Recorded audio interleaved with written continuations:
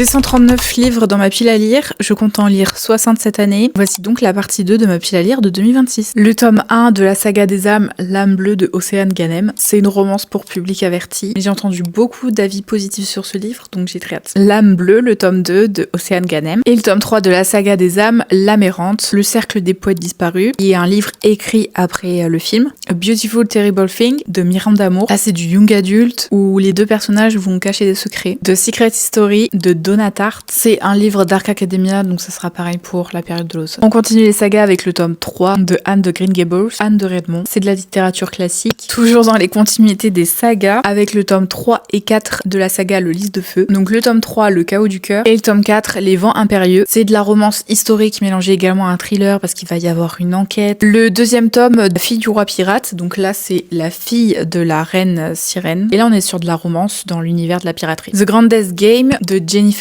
Lynn Barnes. Là, c'est ce qui se passe après la saga Inheritance Games. Et c'est du young adult. Et le tome 2, Glorious Rivals. Le tome 2 de Twisted Crowns, donc Cursed Crowns. Donc là, on est sur de la romance dans un monde de royauté. The Ballad of Never After. C'est la suite de Il était une fois un cœur brisé de Stephanie Garber. Et donc, bien sûr, le tome 3 également, Curse for True Love. Et donc là, pour ces deux livres, on est sur de la romantaisie. Voilà pour cette partie 2. Je vous retrouve dans la partie 3. Et en attendant, je vous souhaite une bonne journée ou une belle soirée.